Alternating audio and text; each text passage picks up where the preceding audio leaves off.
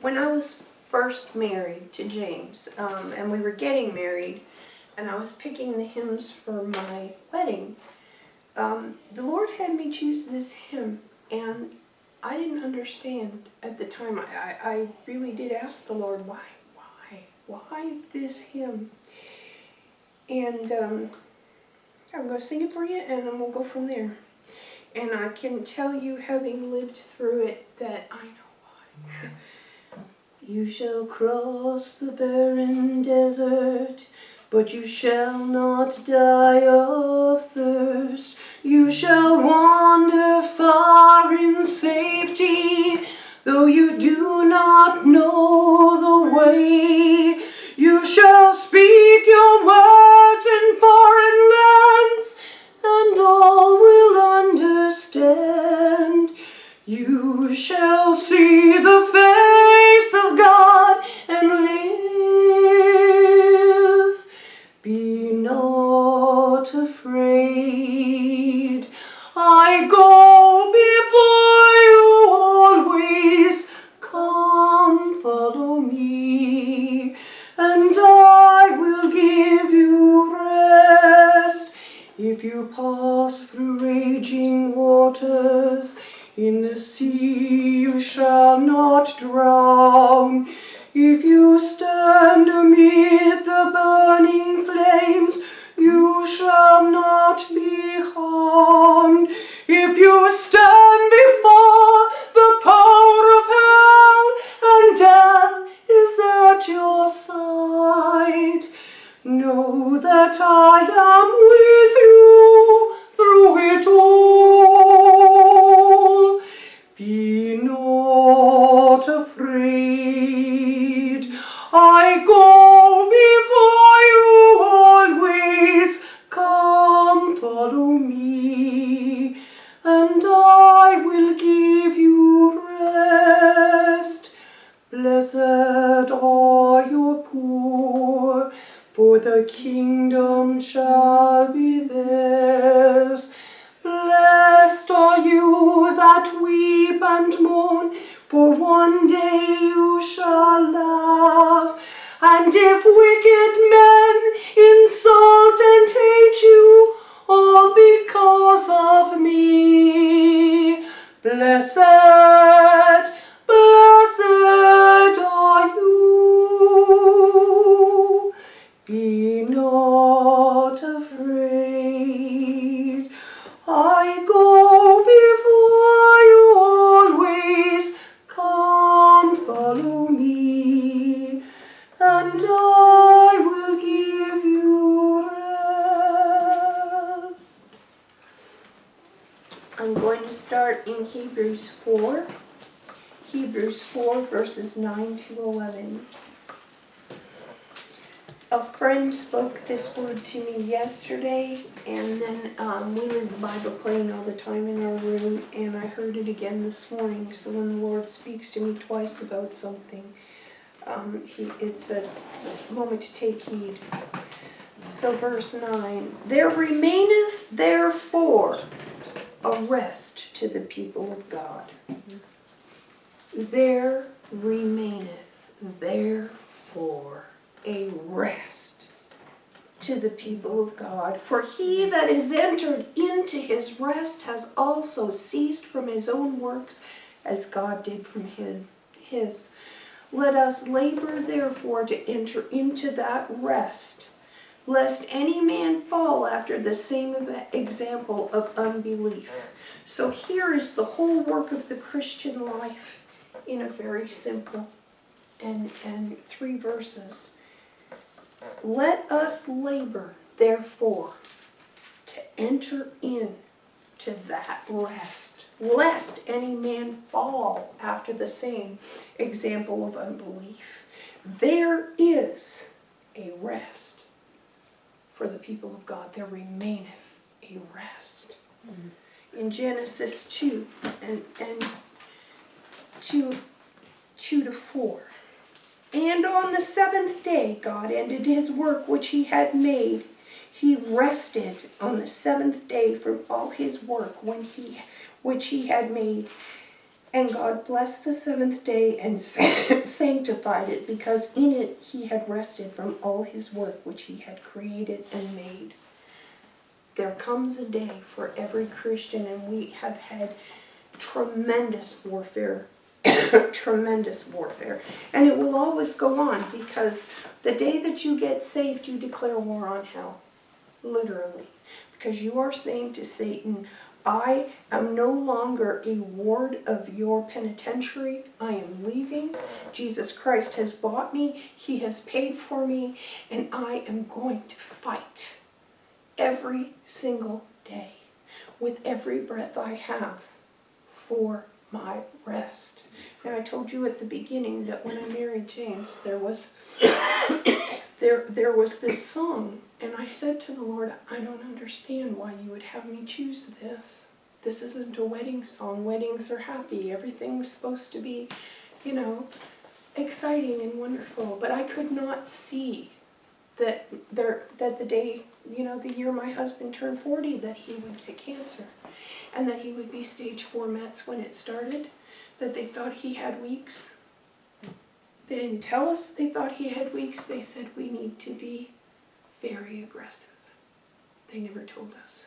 It wasn't till weeks after induction chemotherapy, when we got to Toronto, when they shook James's hand and said, Mr. Fogg, congratulations, they didn't kill you with the chemo, that we began to really understand where we were walking.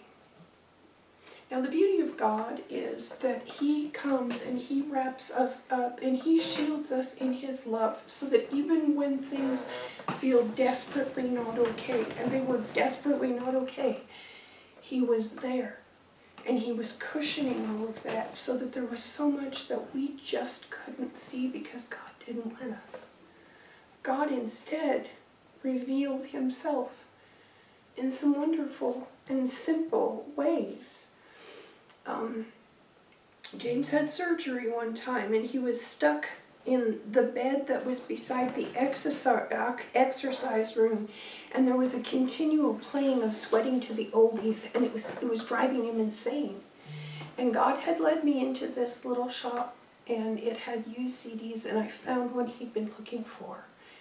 And James had tubes everywhere. He couldn't get out of the bed, post-surgical, and here was this simple thing that I could give him that took him out of Sweating to the Oldies and into a place where he could encounter God, and away from everything that was happening to him, into the place where God is. Because he is. He says, I am. When God sat on that seventh day, he hasn't gotten up since. He hasn't gotten up since, because he sent Jesus.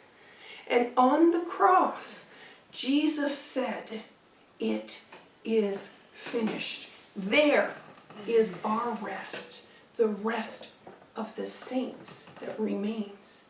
It is in Jesus Christ and that cross, him crucified. There is no other rest in this world. I see people count on money. I see people count on family. I see people count on spouses. Spouses leave. Spouses die. Children grow up. Life moves on. We all age. Our body is in a race with the junkyard with us. We fight every day to stay alive for one more day and to have joy. Discouragement comes. The devil sends everything he can to hinder a simple child of God from turning his eyes to the cross and finding the rest. In Matthew 28. Matthew 11:28. Jesus says, come unto me, all ye that labor and are heavy laden, and I will give you rest. For my yoke is easy, and my burden is light. Take my yoke upon you, and learn of me, for I am meek and lowly in heart, and ye shall find rest unto your souls. Now your rest is coming to the meekness of Jesus and turning away from every hard thing and every hard spirit and every person who's operating in cruelty and pride and misunderstanding. It is always to turn back to the cross, see Jesus in his suffering, recognize that here is a high priest who came, a perfect offering, so that he could understand what I'm going through right now. He could understand what was happening to James in that bed. And he gave me some little simple thing that brought just a tiny comfort, but a big comfort. And this is what we need as people to understand. We contend for our peace and our rest, for our joy. Those are our things that are the inheritance that we get from God. And the devil comes hard because he doesn't want us to have Christ's peace. He doesn't want us to have joy. He doesn't want us to have rest. So he sends everything he can to keep us running, to keep us striving, to keep us fighting. And we have to continually bring ourselves back to that. There remaineth a rest for me. And I believe that that rest is here in the middle of the chaos. That's how I got through. That's how James got through. That's how any of us get through, is when we say, there remaineth a rest. It is written. My God said it. And no matter what I see, no matter what I feel, no matter what I hear today, there remaineth rest for me. Because I'm his and he is mine. Oh, have you seen whom my soul loves? Every day I would get up. I had a picture of Jesus with the crown of thorns. It's very dark, and when I first bought it, I was frightened of it, to be quite honest. But as the years went by, and the cancer battle was 11 years, so every day I would look at that thing and say, okay, Lord, if that's what you went through, then I can get through today. And sometimes it was moment by moment, because it's a hard thing to watch someone that you love suffer and you're helpless. Apart from prayer, which I did, and getting the logistics dealt with and facilitating, there's nothing else you can do but wait on God and believe him to be the miracle maker. And I will be honest, he was. He was. When we sat in the social worker's office, and it was very near the end, and the woman looked at James and said, Mr. Fogg, we have a problem with your wife. And he said, what's your problem? And she said, your wife believes in miracles. And he said, woman, I've been here 11 years. You think I don't believe in miracles? He said, you leave my wife alone. My wife knows that I'm healed. Now, it might not look like it to you, and God might decide to heal me over there, but he says, my wife knows where I'm going. She knows where I'm going. Mm-hmm.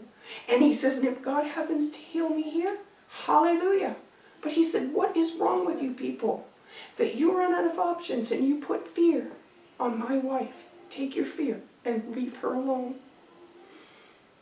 Now, the rest that I have is I know that my husband died in faith. I will see him again. And actually today he's more alive than me.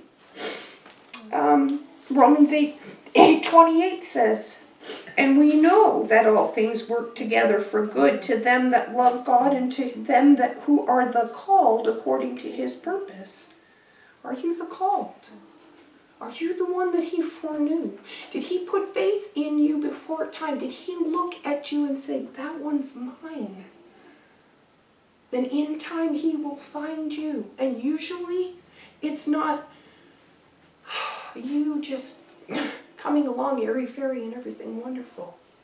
It's when you're in the middle of hell and your life has fallen apart and there is no hope for you but Jesus Christ, that you will get down on your knees in that small corner and say, Lord, if you don't help me, if you don't let me touch the hem of your garment, I will die, because I can't do this.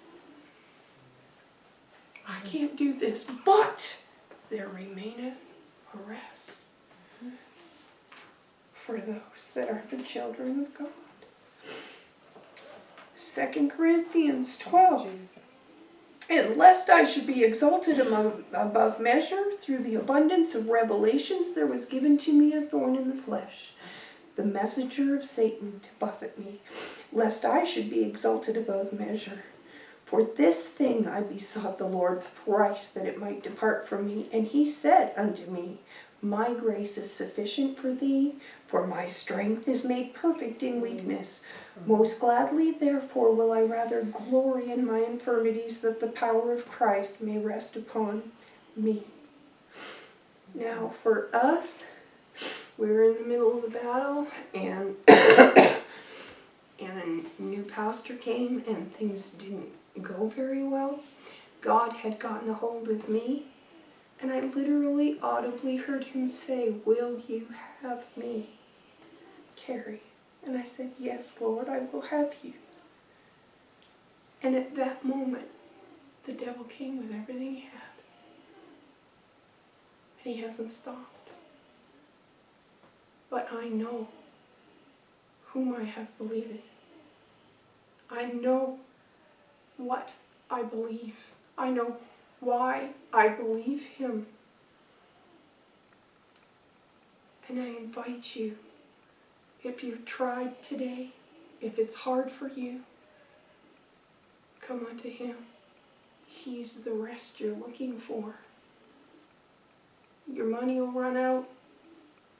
You might lose everything you have.